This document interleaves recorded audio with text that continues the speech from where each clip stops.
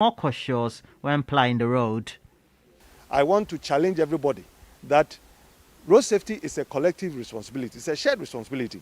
We cannot do it alone. It has to take all of us.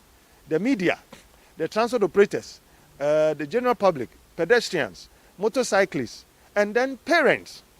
I think that it's also time for us to show and demonstrate to our children that we love them.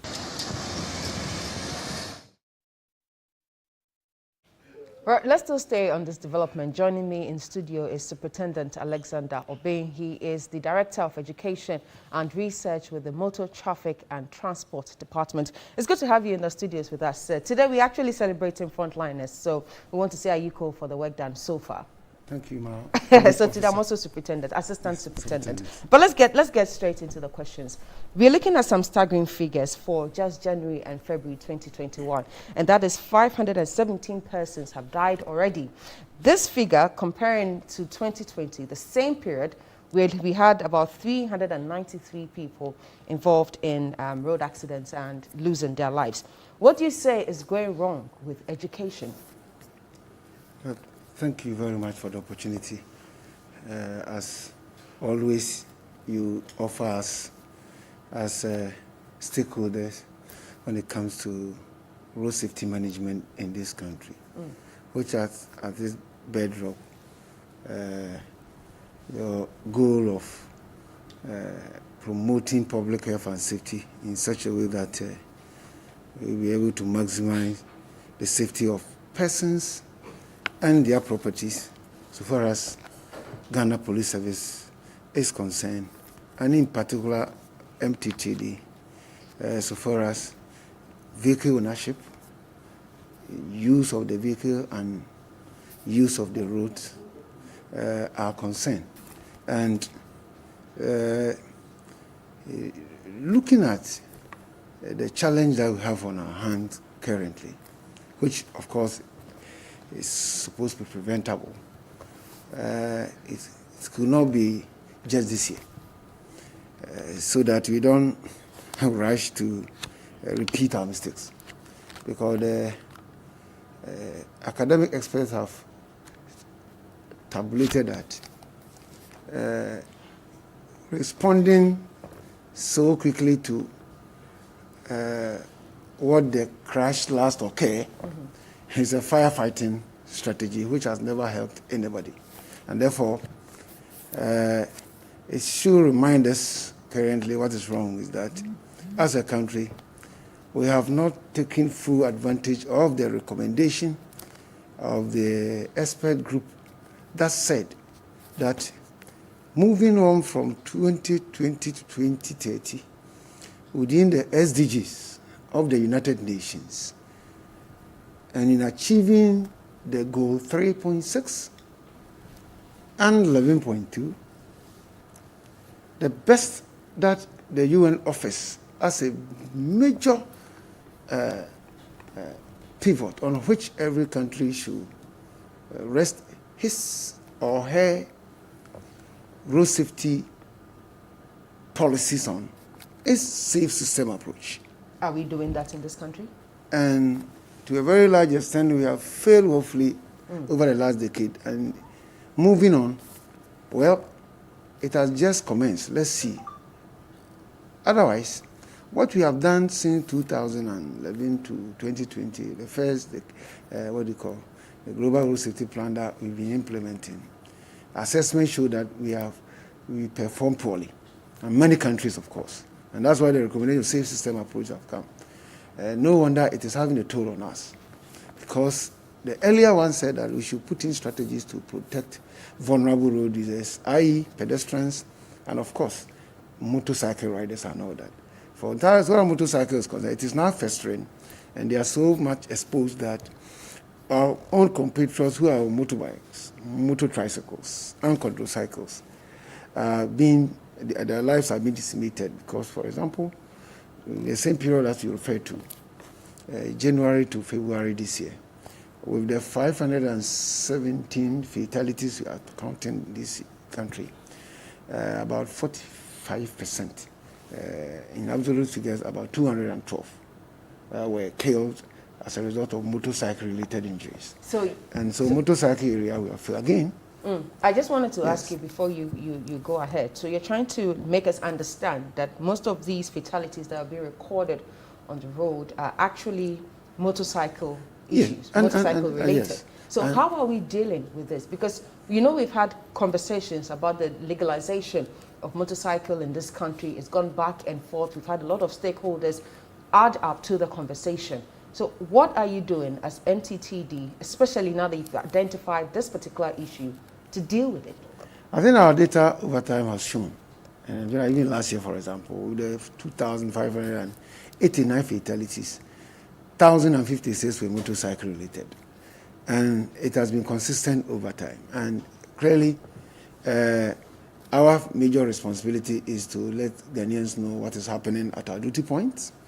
And obviously, the problem that comes with it, we have also made suggestion that we need to take a second look at a motorcycle policy in terms of ownership and use, because it seems the country is overwhelmed with the existing policy that we have that has been incorporated in our law. Again, I see another problem that confronting the country, which we must find solution to in the short, medium to long term, so far as road design is concerned. Right. Because one of our major strategy is to ensure that we have constructed safer road that will ensure safer mobility. Right.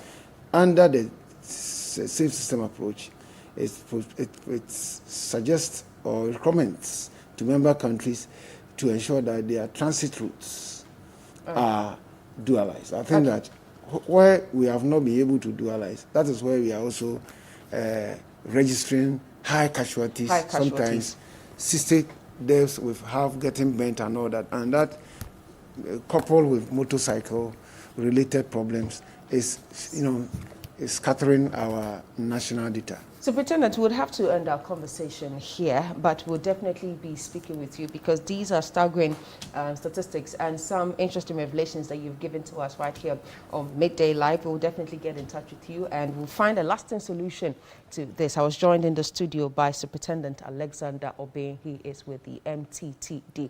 Let's move on to other stories as the General Secretary of the main opposition NDC, Johnson Esedun Ketia, has been named as a member of the Board of Governors for the 8th Parliament. Speaker of Parliament Alban Smani Bagbin, reading the committee's report late Monday night, justified the inclusion of Johnson Esiedu Nketia as member of the board. We have been joined this afternoon on Zoom by Dr. Rashid Draman. He is the Executive Director of the African Center for Parliamentary Affairs. It's always a pleasure to speak with you, Doc, on Midday Live. Let's begin from here.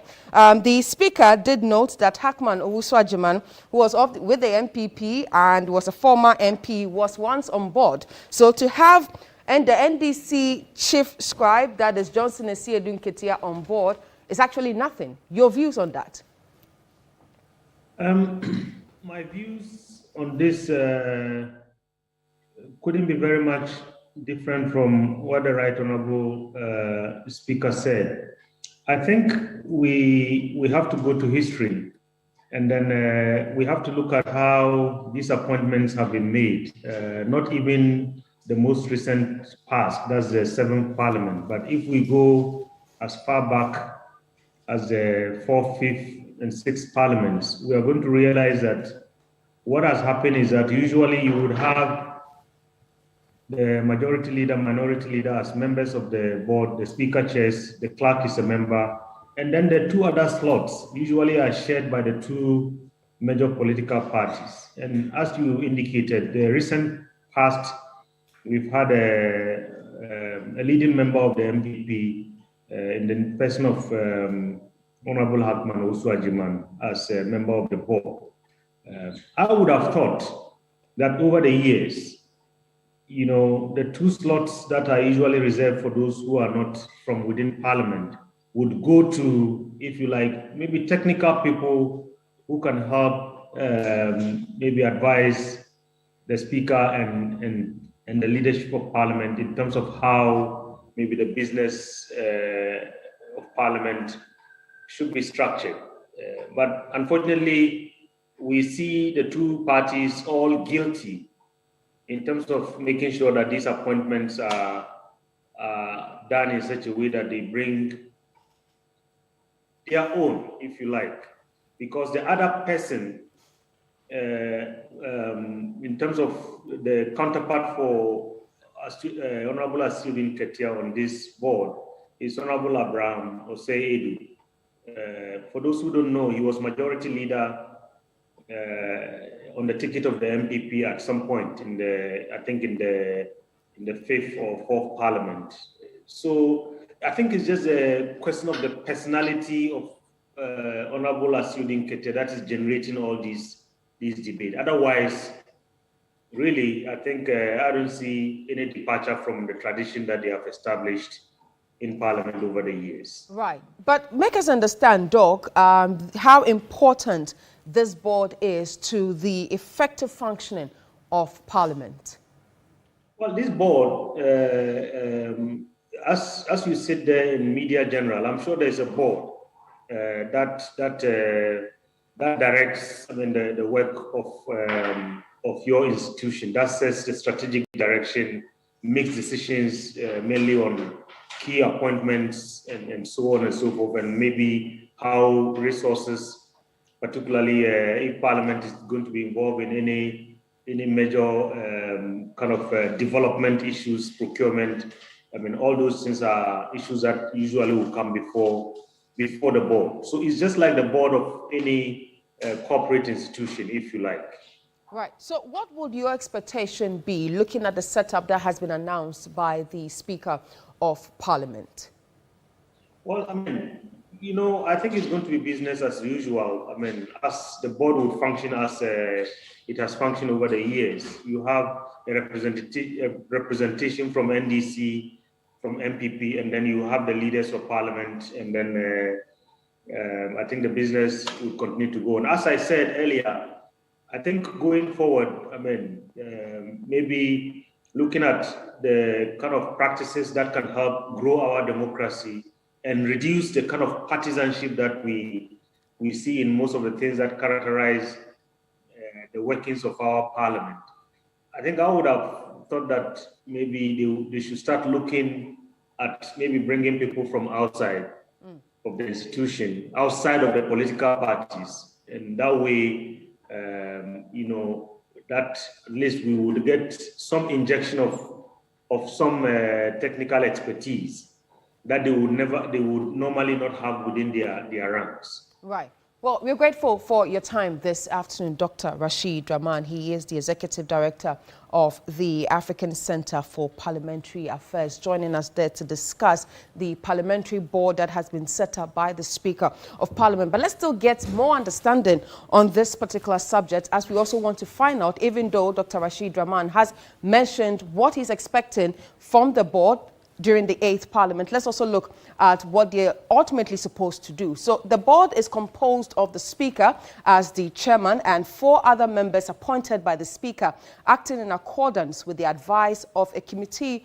of Parliament and the clerk to Parliament. Also, what are the main functions of these boards? Promoting the welfare of members of Parliament and the staff of the service. Also, they have general control over the management of the service in matters of policy. So for the parliamentary service that has been set up and the announcement made by the Speaker of Parliament, these are their main functions and what the expectations are going to be, particularly under the 8th Parliament. But let's still stay with Parliament, as 4 majority members have filed 2 counter motions that Parliament investigates presidential and parliamentary election violence since 1993. The 4, Alexander Afenyo-Markin, Frank Ano Dompre, Ata Achia and Obi Amwa, are also demanding Parliament sets up an investigation into the ethnic, gender, regional and other sectional backgrounds of persons recruited into the security forces since 1993.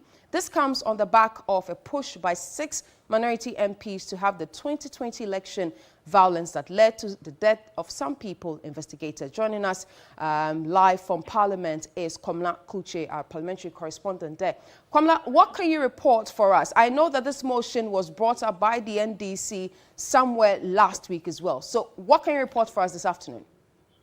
Well, we we got into the chamber this morning only to realize on the other paper that this has been advertised as notice of motion indicating two separate motions coming from the same quarters, that the members, just like you did mention, the deputy majority leader, his chief whip Samuel Atacha, and then Obi Amwa have filed a motion, and this is a counter motion towards the 6 NDC MPs led by Haruna Idrisu and Mahama Yariga are pushing for. In fact, it was the expectation of most of us here that the motion of the minority will be heard, and it's still advertised as a motion as private members bill requesting the investigation and recruitment practices of state security agencies of Ghana between the period 2013 and 2020, and then also private members motion requesting investigation of inappropriate interferences by members of the state security agencies of Ghana in the presidential and parliamentary elections of Ghana in 2020. This is what we saw. And then we got to know again that the majority side, led by the deputy majority leader, Alexander Penyumakin, did file these two separate motions. But this is what Stephen Amwa, who is the member of parliament for the Inshayasu constituency, and Sam George, the member of parliament for the Nigo Prampram constituency, have been saying about the development in the chamber. Well, unfortunately, we won't be able to bring that particular soundbite as at now, but we're sure that when we're able to get it, we'll play for our viewers. But if you can just sum what these two members of parliament did tell you, we'll be very grateful for that.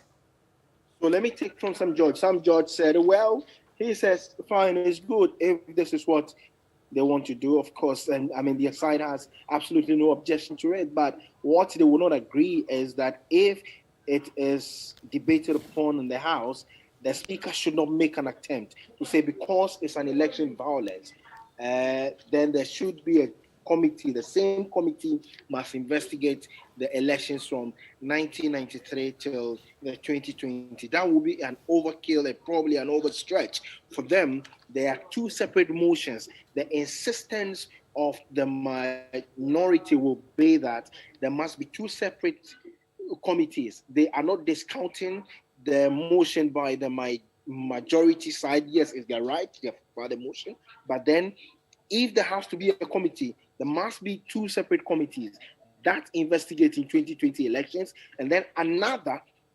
that must also be established to investigate the violence from the 1993 as the majority of the MPP side is seeking. In fact, some judge did also go to the extent that they will also go ahead and push further that the investigation should go as far as to the 1950s from the Nkrumah days, where there has been election violence. He believes that it's just an attempt to thwart efforts to thwart justice for the people who have had themselves maimed or have lost their lives in the 2020 elections. But for the majority side, Stephen Amwa says that what is good for the goose is equally good for the Ghana. In fact, he showed us the pictures of some election violence in the 2016 election, and then those in the Tiwa and all those ones. He did put all those ones across to say that, look, there has to be a complete investigation for all these elections because there was violence and some people have died. So if it has to be done, it has to be done fairly and across board. Right. And that is the most important thing that they need to do. Well, Komla, I would have to let go of you, but I know today is going to be a long day for you in Parliament. But per the order that you have received, what should we look out for? Well, it's going to be a long day because for us, we knew on the order paper, we were expecting that the appropriation for the budget would be approved, and then we will take the investigation. Those are the major things on the order paper for today. But as it stands now, it's going to be a long haul, most probably into tomorrow, because there's going to be a lot of debate, counter accusations, and both sides wanting to push their agenda, right. Both sides want to push forward for this to be done. But we are waiting to see what the speaker is going to say about it. The speaker himself is not in the chair now. It's the first deputy speaker who is sitting in the chair now. We are hoping to see that if he comes around, right, what the problem might be saying about that. Yeah. Well, we can only wish you the very best. Komla Kuche, our parliamentary correspondent, joining us via Zoom with some update from Parliament. We're hoping to get Johnson Esiedun Ketia, who is with the NDC, to answer to his appointment that has been announced by Speaker of Parliament onto the parliamentary board. When we are able to get him, we'll bring you that exclusive interview right here on TV3 Midday Live. But it's now time for Daily View with Nana Ajiman Rekubube.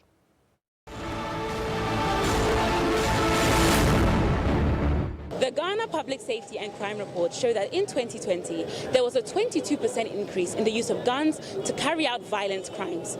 So today we're asking people how safe they still feel in Ghana and whether or not we have a gun issue and what should be done about it. This is the Daily View. For me, to my best of my knowledge, I think the institution responsible for giving licenses to gun holders are not doing well. I think they are supposed to. In fact, the government is supposed to strengthen them. If they lack the necessary equipment or the necessary tools to be able to carry out their mandates, the government should assist them. Even I just got to cycle at around 2 a.m. today. At every second, my mom calls me. Are you safe? Are you safe? Are you safe? Because he knows that now it is not about stealing any longer. But so far there are so many guns in the system, they will come to you and then with guns, and then if you try to avoid them or prevent them, they will just shoot you. Sometimes when you find yourself out, you don't feel insecure or you don't feel safe because there are guns outside. So for example, as I was coming, I was told to take good care of myself, so that I might reach the house very safely.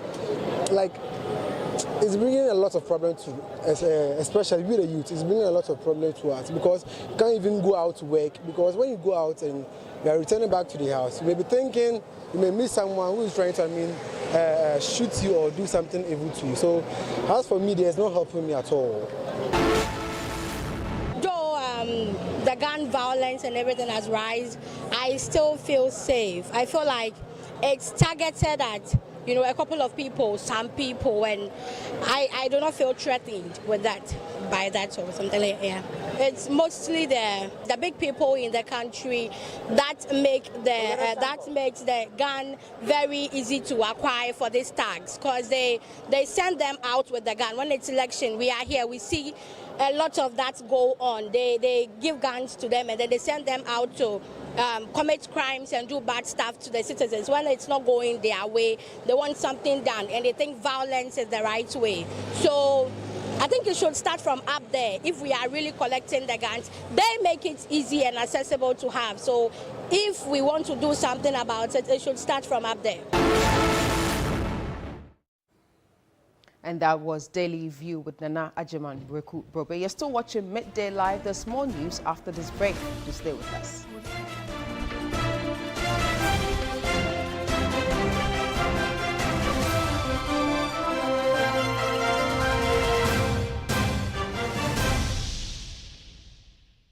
Tasa, Itutu, Anaibubu, Numia, O House Rate Traffic say, the Luxy for the product for Drama so about for 2 Guzwa, a friend, the Luxy Superfix Tile Cement, the Niamania Kadia Carbon Media Tile Cement, and Mania correct. Now the boy Juma, a Jine Mania Fepa. The Luxy Superfix Tile Cement, a ye super, a ye ducham kura. Said the never bozo, Mbubu and into da. The Luxy Superfix Tile Cement, bond better. The Luxy Superfix Tile Cement, bond better. Impressor oil na capsules kura ahwode nro a eboa eyi yawa enam sasabro osisi wachiri bremo ne afi waposo nyina afiri ni padua no mu. Impressor capsules kura ahwode a etumi boa esiesie no mpa eho akokwa ne ntokro de damu ene afi waposo gregira awewie no nyina esiesie no ema no ahwode foforo kura wope eduru a obetumi de wo ho atoso na ayi wo honamu ya wo nyina ade a ene impressor ne eduru a wona owo yefunu yade mpo etumi no mbie se onom impressor capsules now the impressor oil twitwi bia eye wo ya no a ene wato adi ya wo bedwane entem so kra ope impressor capsule ne oil bi ato a ko pharmacy licensed chemical shop ana herbal shop a ebe wo mu etufo mfre Ayona Pharmacy Limited 0553 134 185 ana 0243 123 224 impressor yaw bedwane ebi ahwehwe adwade nkrato yi mu agye atomu se.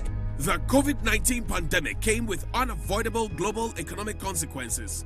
Some of this we've seen already happen in the past 2 quarters. In 2020, the government of Ghana saw a sharp decline in revenue into a yawning budget deficit. I think it's really an incredibly pandemic period. And now, the debt stock is ballooning, revenue is declining, and expenditure surging. We think that there is a recovery. The recovery is in progress, but we do have some downside risks. What does the economic recovery path look like in the short and medium term? Is there hope? They say, I say, hotel for any restaurant for. They say, nipa enter restaurant but EPF also Media General presents the 4th Economic Dialogue Series on the theme Ghana's Recovery Path in 2021, balancing fiscal consolidation with growth policies. No one country can feel safe until every country has taken precautions to vaccinate its population. Speakers, Razia Khan, Head of Research, Africa and Middle East at Standard Chartered. His Excellency Wemkele Mene, Secretary General of the Africa Continental Free Trade Area. Dr. Ninoy Ashon, Technical Advisor, Ministry of Finance. Bright Simmons, Vice President of Imani Africa. Seth Tekbe, former Finance Minister. Professor Peter Kwoti, Director at ISE.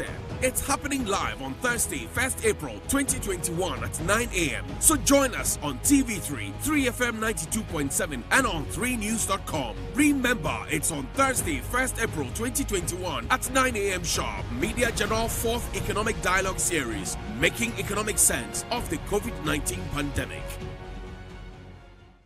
Season 12 of Talented Kids is here. We have some amazing talent on the show, and your vote can help make their dreams a reality. Here's how to vote.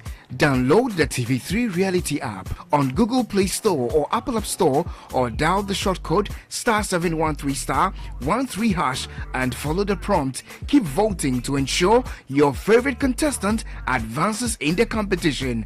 Talented Kids, free to play. Talented Kids is powered by Indomie Instant Noodles and brought to you by Heaven Insecticide Spray and Coil, and Napa Foods, Puma Drinks, Cowbell, Deluxe Superfix Towel Cement, Kidivite Multivitamins from Ernest Chemist, Ernest Ointment, Piccadilly Biscuits, Calipo, Fruitelli.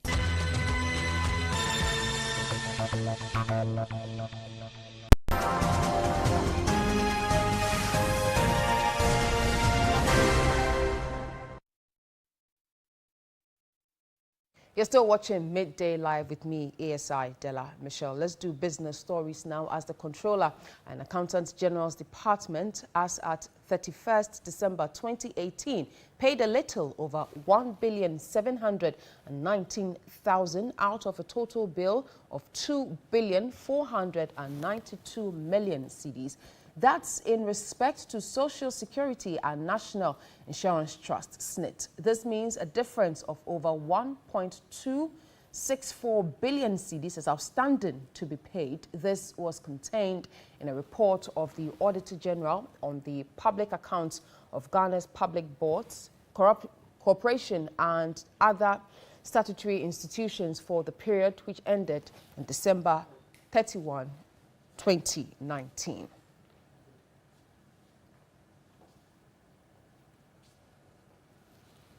And joining me on the phone this afternoon is a Labour analyst, Seth Abloso. It's good to have you with us, Mr. Seth. Good afternoon. We have, over the years, heard stories, pensioners going on retirement and getting little in the issue of controller not paying SNIT contribution. Now, when they have deducted workers' salary, how worrying is that? Thank you, Della, for having me. It's a very worrying development, reading from the report of the Auditor General for the period that 31st December 2019. But the rot is still on. Because even in 2001, a forensic audit by a consortium of consultants represented by Worldwide Investments and Deloitte and Touche, who were appointed by the Ministry of Finance, then under Honorable Yawasafo Mafo, made revelations that if we were in the military regime, certain persons would have gone to the firing squad. But nothing significant seems to have changed. Right. So, and workers leaders appear to be satisfied with what is going on. And it's interesting to point out that this is an era from 2010 when we implemented the reforms. SNIT has had majority representation from workers and pensioners, majority representation on the board of directors. So this rot should not be coming. Should not be coming up. Well, Seth, some are also arguing that investments made by SNIT sometimes do not add to the workers' contribution. Do you agree with this school of thought? I do agree, because there has been analysis that questions the investment decisions of SNIT. And some will even recommend, and I share that position, that we separate the investment functions from SNIT.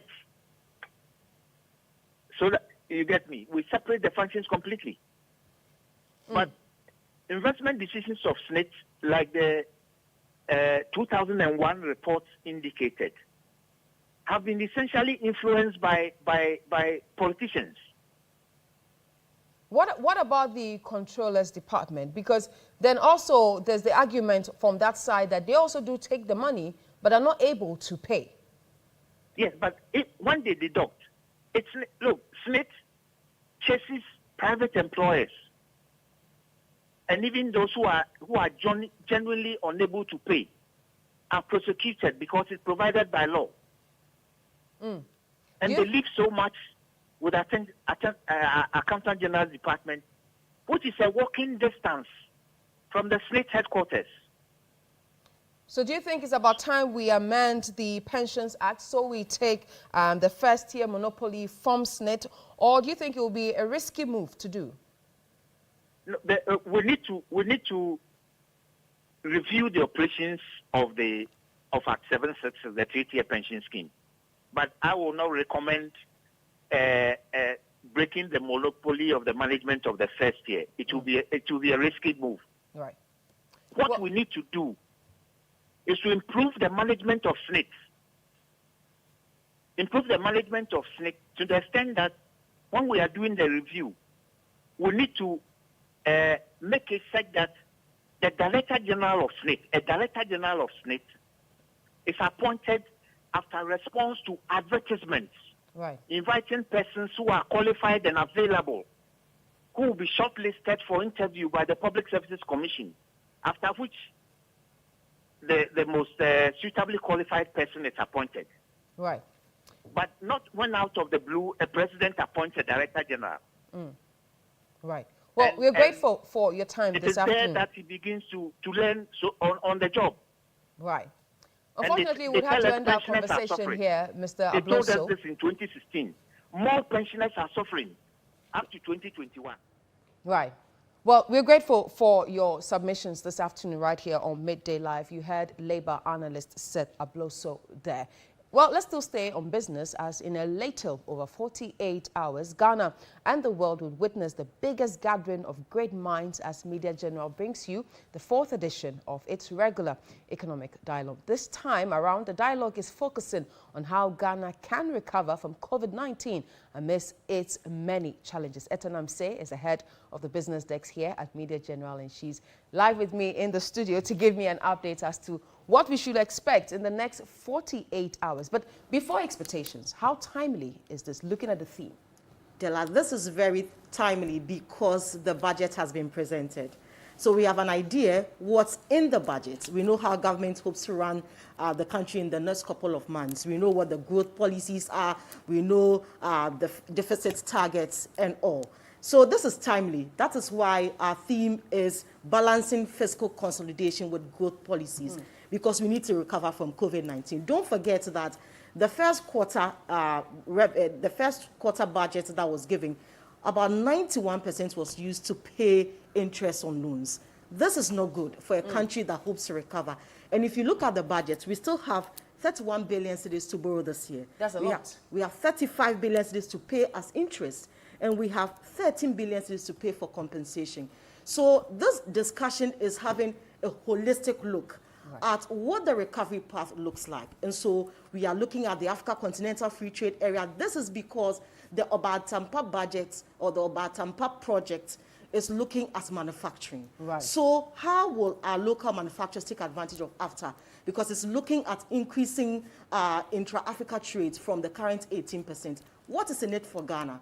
That is what we are discussing. And don't forget too that we are competing with other African countries that are borrowing at relatively cheaper rates. So if you look at Ghana, are we able to compete fairly with other African countries? So we are looking at what the recovery path is. We are looking at our buffers. So it's a whole discussion that is going to look at our recovery path. And don't forget that this is a global pandemic, but we need tailor-made solutions, solutions that will fit Ghanaians, the needs of Ghanaians. People are reacting to the vaccines. In Ghana, we haven't heard any such news about people reacting, but it's important that we start having conversations about tailor-made solutions for Ghanaians in the midst of this pandemic.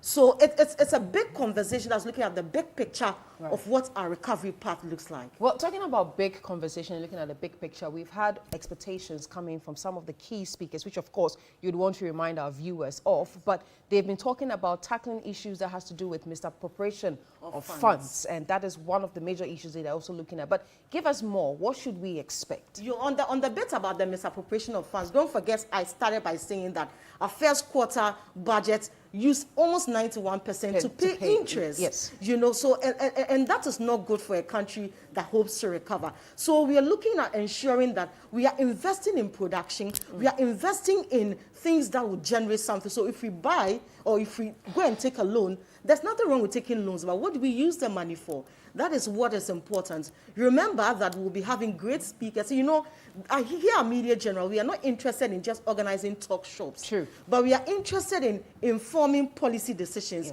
because until now, we're not hearing the Securities and Exchange Commission talk about or give us some updates on what is Ponzi scheme and what is not Ponzi scheme. After we held our forum on Ponzi schemes, now it's become very good. True. Every now and then you hear them giving us updates. We had that forum on the Ghana city and how much people lost their money because of the financial sector cleanup. Right. And now the Bank of Ghana will frequently give us updates on what is happening with monitoring. So I think it's important for us to have this discussion. We'll have in the studio with us here on Thursday, 1st April, we'll have the Secretary General of the Africa Continental Free Trade Area, Wemkele Mene, who will be answering questions about how the Obatampa project fits in directly, you know, with our growth to recovery. We'll be speaking to Bryce Simmons, who is with Imani Africa. We'll be speaking with the GPHA, who's also telling us what the growth to recovery or what the path to recovery looks like. We'll also be speaking to key players. Setekpa will be here. We have Dr. Nino Ashon from the Ministry of Finance.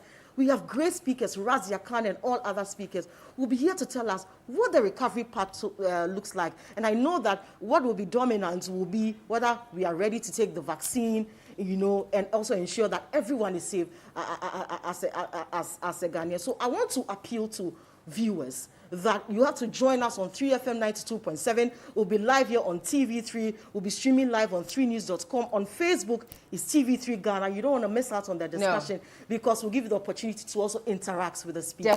Definitely. And you heard the head of business desk right here at Media General, and that is Etonam Say. You don't want to miss this forum. It's starting at 9 a.m. Thursday, April 1. What a way to start the month. So you have to look out for it. It's going to be on all our media platforms, outlets. We'll be also streaming live on Facebook and other platforms. Well, you're still watching Midday Live. When we come back, there's more news. Stay with us.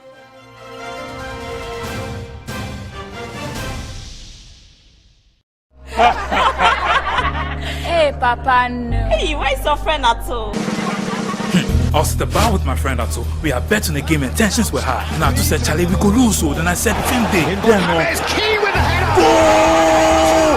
I won 50,000. Then Ato said, wait, we bet the same amount. How come I only got 9,000? Now I asked, yo, you didn't bet to Bet Planet? Wait. He didn't bet to Bet Planet? I didn't bet to Bet Planet. Then the bartender said, Ato, you suck, oh. Sharp, I go take all my money. Then Ato said, all your money? That was quick, oh. He's betting people say, come for yours tomorrow. We went the next day and they said, come for the rest tomorrow. For the best odds, biggest wins, and fastest payouts, choose Bet Planet. So Ato, where you dey? I still take you inside. This advert has been vetted and approved by the Gaming Commission of Ghana. Bet responsibly, not for persons below the age of 18. Coming to Ghana this March, Evans Opong Ministries presents Knowledge Revolution. Guest speakers, Dr. Jewel Taylor, the current Vice President of the Republic of Liberia, Apostle General Sam Karanchi, Ankara of Royal House Chapel, host Dr. Evans Opong, the City of Faith Ministry, London, UK, music ministration by M.O.G., Sam Genius, Effie Grace. This life-changing event will be happening from the 26th to the 27th of March 2021. Time, 6:30 p.m. each night. Venue, La Palm Royal Beach Hotel, Accra, Ghana. For more information, contact us on 0247 484 912. This event is free.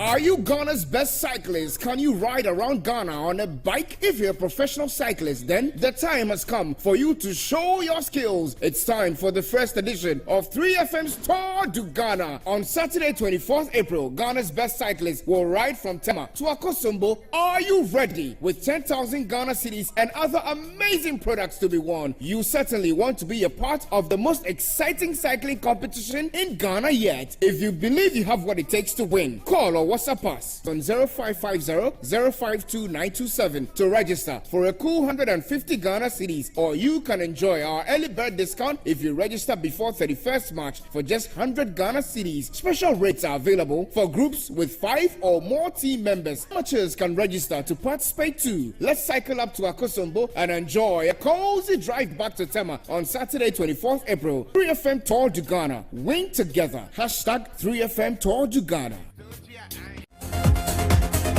Brashi. Oh yes, I'm a nobody expect Giovanni, no Giovanni. So now Akabene is out.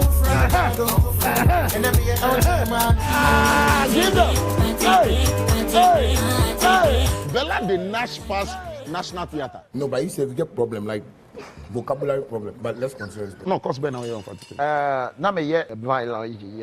Violence. Happy birthday to you. Happy birthday to Stone Boy. Bafira, Love shared among us. Let be love, eat alright. If I wear the tights when the bloggers will circle right now. You know what, Mo? No wonder our forefathers were that fit. Cut your papa ready. Watch Showbiz 360 Friday at 8:30 p.m. on TV3. Brought to you by BlackRock Roma Insecticide Spray and Coil, Fecal Spray Starch, Sasso Insecticide Spray and Coil.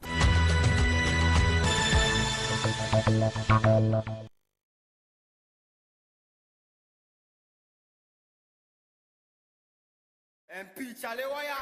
Are you Ghana's best cyclist? Can you ride around Ghana on a bike? If you're a professional cyclist, then the time has come for you to show your skills. It's time for the first edition of 3FM's Tour du Ghana. On Saturday, 24th April, Ghana's best cyclists will ride from Tema to Akosombo. Are you ready? With 10,000 Ghana cedis and other amazing products to be won. You certainly want to be a part of the most exciting cycling competition in Ghana yet. If you believe you have what it takes to win, call or WhatsApp us on 0550-052-927 to register for a cool 150 Ghana cedis, or you can enjoy our early bird discount if you register before 31st March for just 100 Ghana cedis. Special rates are available for groups with 5 or more team members. Amateurs can register to participate too. Let's cycle up to Akosombo and enjoy a cozy drive back to Tema on Saturday, 24th April. 3FM Tour du Ghana. Win together. Hashtag 3FM Tour du Ghana.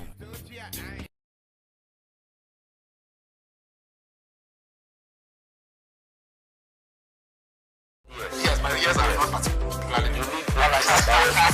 Thank you very much for the permission. Now, the minister himself went to take a 300 million. So, if your economy was strong, why were you going up?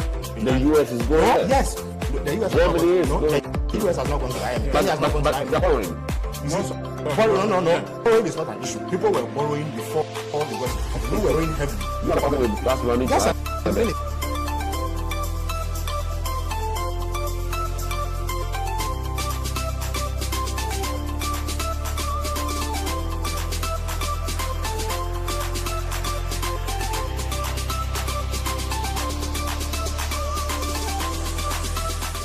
On the key points, you are assured of an exhaustive analysis of all the week's major stories as we bring you rare insights into the issues in the news from our distinguished panelists every Saturday morning from 7 a.m. The key points, never miss a key point moment.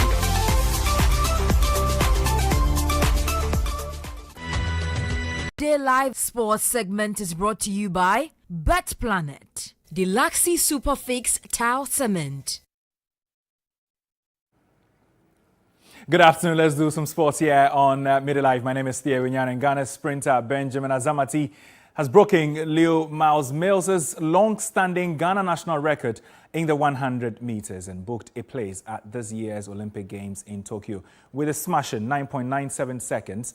Run in Heat 8 of the Texas Relays on Friday afternoon. The West Texas A&M freshman also became the first NCAA DII athlete to dip under 10 seconds, breaking Daryl Green's record set in 1983. When Ghana's Benjamin Azamati breezed his way past other athletes and over the finish line, he knew he had produced a masterclass.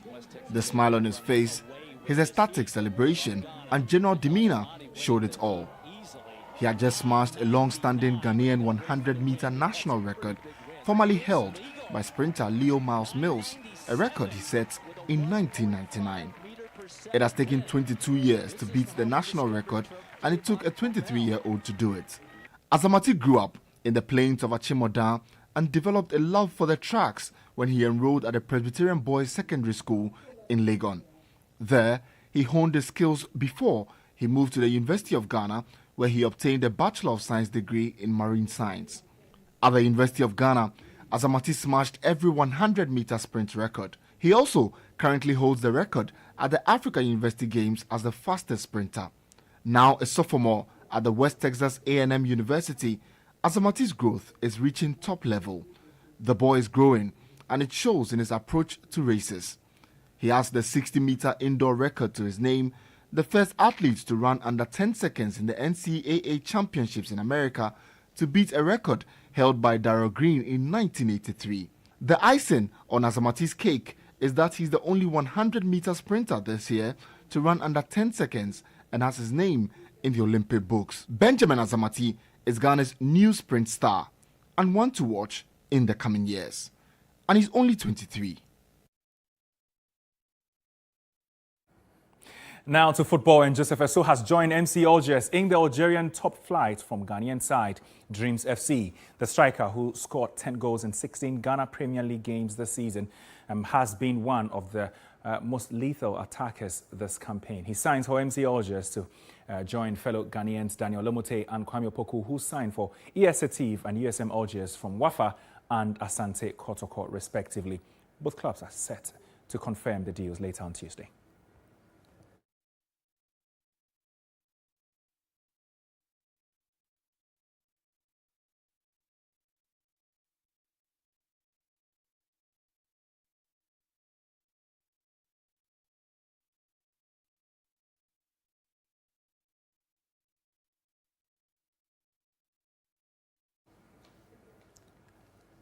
On that note, we bring an end to the sports here on Midday Live. My name is Theo, and thanks for staying with us. International news is up next.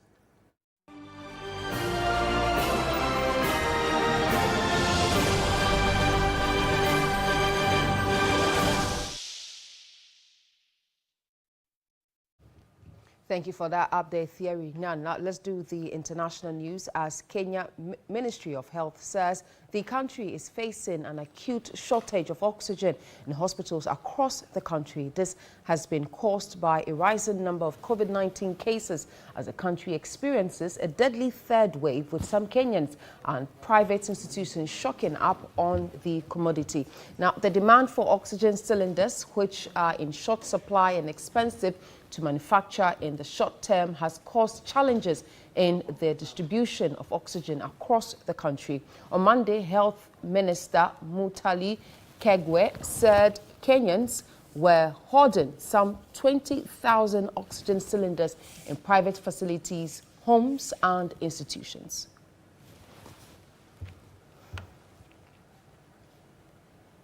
Let's bring you some entertainment news now.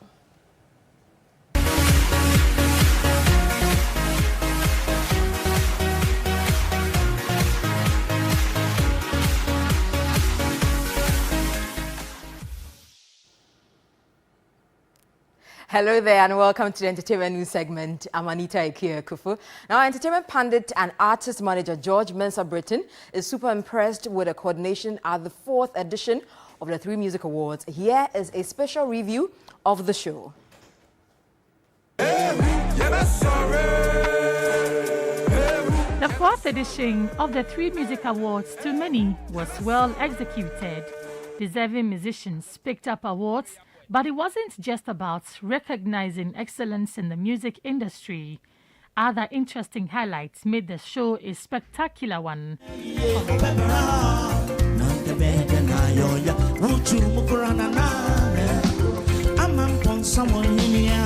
From the red carpet actions to the performances, a lot happened.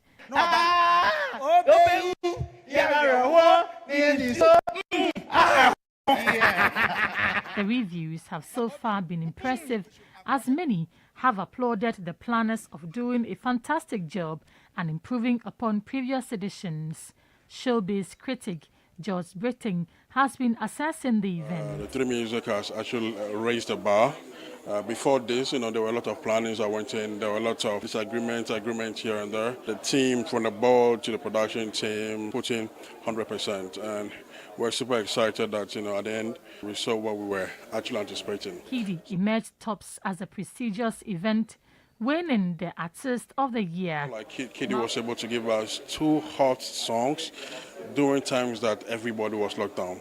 I mean, you can tell from enjoyment to Seichis and all these songs. These songs were, and it wasn't just a hit in Accra, it was just an overall song. So looking at what is his engagement and his involvement from the media to events, yes, there were no major concerts, but he was out there performing at parties, private parties and all these places, which was super. I mean, he deserved it. Malcolm Nuna was adjudged the next rated act of the year. Thankful, very grateful. This is the first ever award I've ever gotten in my life, and I believe I put enough work into this and I've been awarded by this, and I want to say a big thank you to 3 Music Awards for acknowledging me. It helps me to make me know that my content is good, my music is good, and it pressures me just to do better. Other award winners, including American artists, shared their thoughts on the award. I think my hard work is really doing something for me, and it's time. everybody got in time. So I think it'll be hard work where they put things together for me. Now, multiple award-winning Ghanaian musician Stonebwoy is out with a latest. The BIM Nation boss calls it We Move. Also, Arai sat with him and has this story.